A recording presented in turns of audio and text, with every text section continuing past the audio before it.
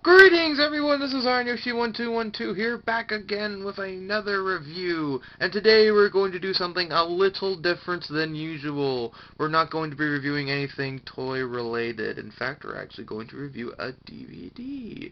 And I know what you're all thinking, oh, what is this? The IronYoshi1212 DVD rental store for eggheads? No. Well, why would you come to that assumption? This is something I've been wanting to review for a while, and now I will get the chance to, because, why not? And I would leave DVD reviews to the professionals. So anyways, today we will be taking a look at Transformers Animated, The Complete Series DVD set. Yes. About time I decided to do a good, well thought out review of this. Depends on your viewpoint on what well thought out review it is. Anyways, let's have a quick look at the case. It's, oh boy, glare. I'm going to try to find a way to avoid that. So as you can see, there's like a futuristic city going on there. We've got the Autobots here doing action poses. Transformers Animated, the complete series. Hooray. If we'll to the side here is, 6-disc set. Holy crap. Transformers Animated, the complete series. Got an Autobot logo right there. This was released by Shout Factory and Hasbro Studios. Those beautiful geniuses. I appreciate them for what they've done. And back here we've got Bumblebee, we've got Optimus, we've got Bulkhead, we've got Transformers Animated, the complete series includes 42 episodes. 42 episodes? I thought it would contain all of them. Oh, wait a second, there were only 42 episodes made of this series. Silly me. Anyways, you got your bio right here on what the whole premise of the series is all about. Transformers, murder mystery, and, bonus features, audio commentaries, and Autobot logo. Now, finally, you can own the complete Transformers Animated series, including the never-before-released third season, right here on one exciting collection. About time they finally released this. The worst aspect, this was released in 2014, and that was 5 years after the series ended. Like, what took them so long to finally release it? Oh, okay. But I was going to set this off to the side so you can get a good look at it. Next to Sentinel and Ironhide. There we go. That's perfect. Hopefully it won't fall over, and that will upset everyone, including me and you and the universe. So anyways, I guess it's time for me to talk about my history with this particular series. It was back in 2007. That was a magical year for me, because that would be the year I would get into the world of the Transformers, and my life would never be the same again. I remember seeing the first live-action movie for the first time ever in theaters. Well, actually, I saw it at a drive-in, but get the idea. And my 10-year-old mind was like, that's the greatest thing in the history of everything. And then I was completely obsessed with Transformers. I got in a good amount of figures. I was starting to learn a bit more about the franchise beyond the movies. I actually remember renting the 1986 movie from my local video store and watching that, and that kind of introduced me into the world of G1 and stuff like that. And then I started to learn more and more and more until I was like, okay, I think I've got a pretty good knowledge of Transformers.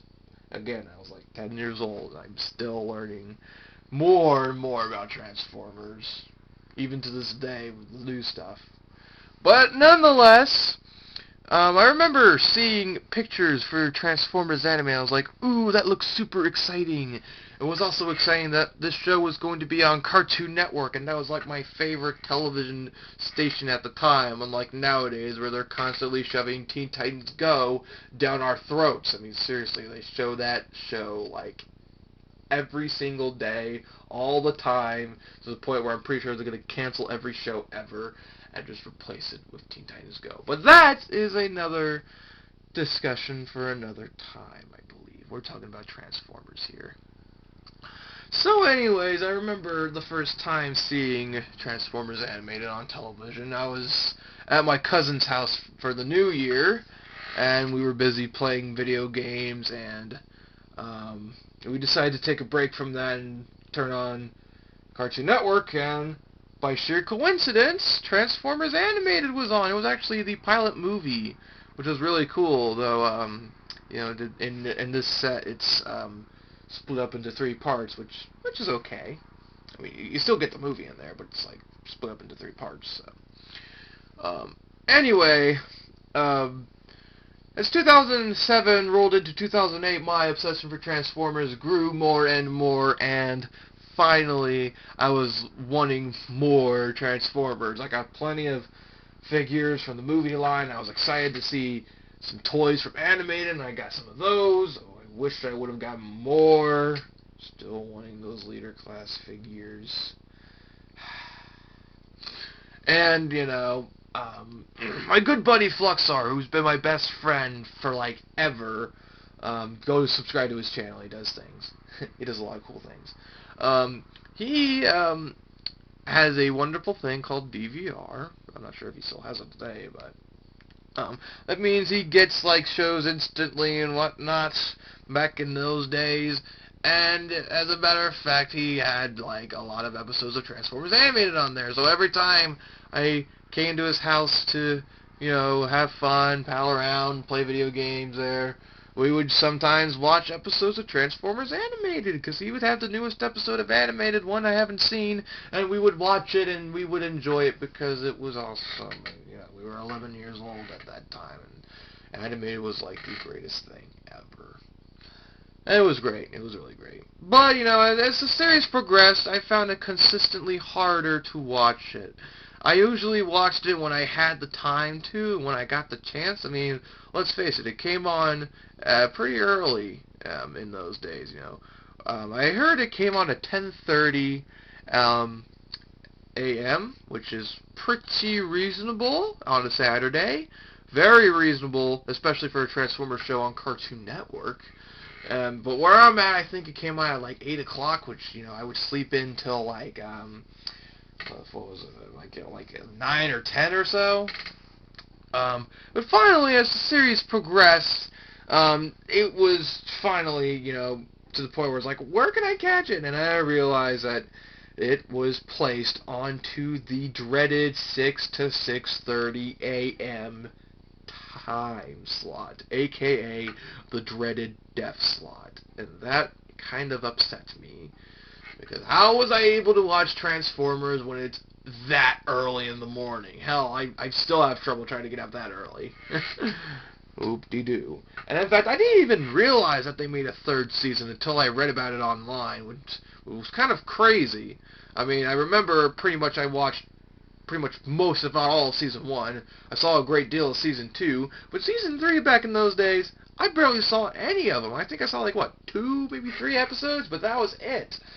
I mean, up until this DVD set came out, I saw little to none of Animated's 3rd season outside of watching episodes online, which is kind of weird. You try to find a Transformers episode online, it's not there.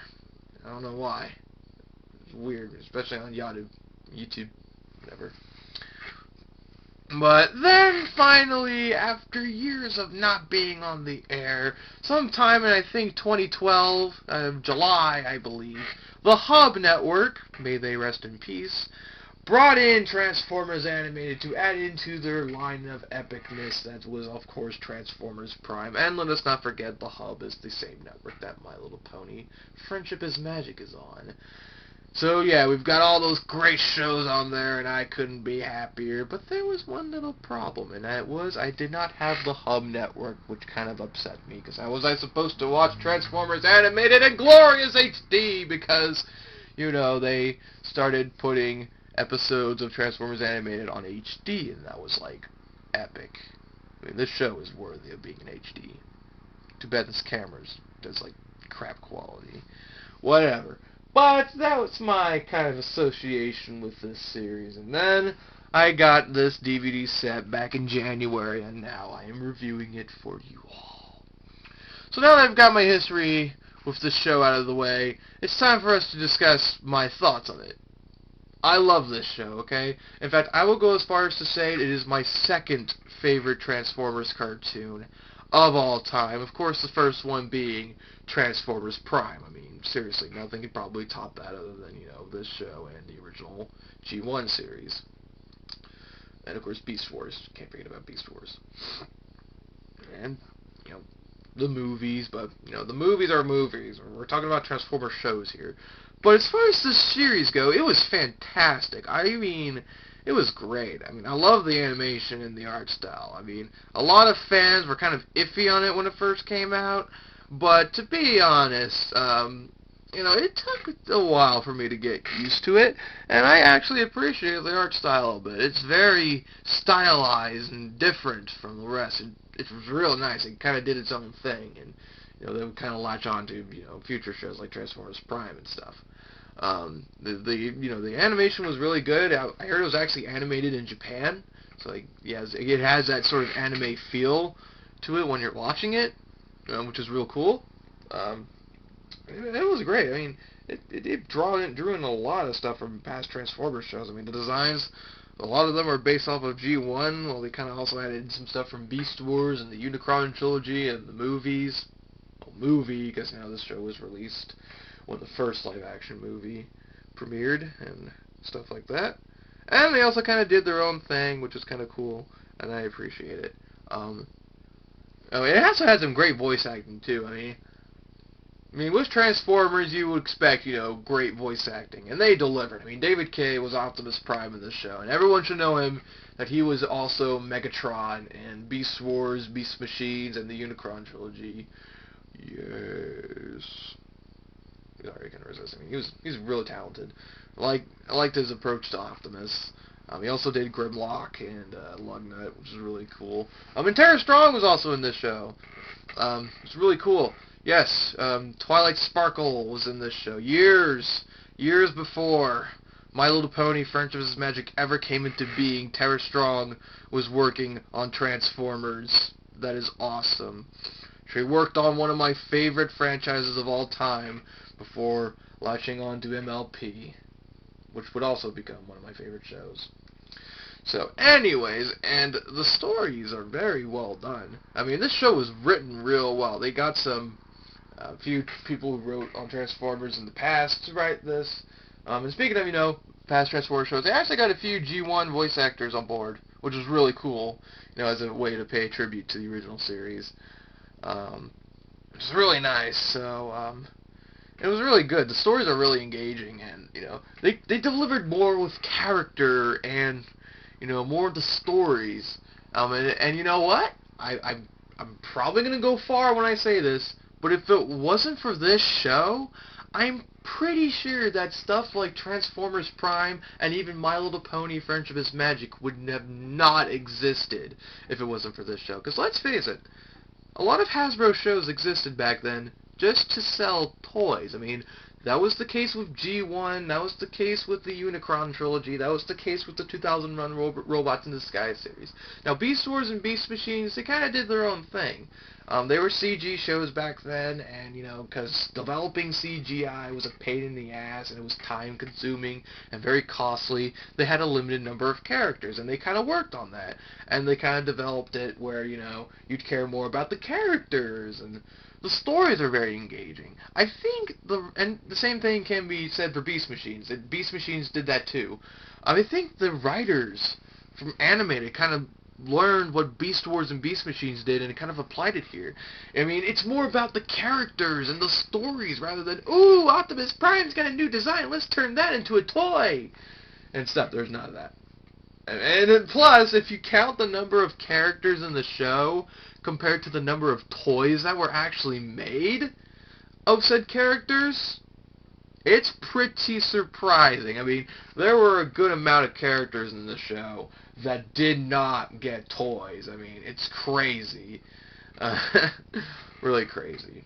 And I think from Animated, Hasbro kind of learned from it and developed stuff like, My Little Pony: Friendship is Magic and Transformers Prime. I mean, anybody who's seen those shows will know they focus a lot on the characters and the stories rather than just, oh, buy our toys, buy our toys, buy our toys, because that's what you're meant to do.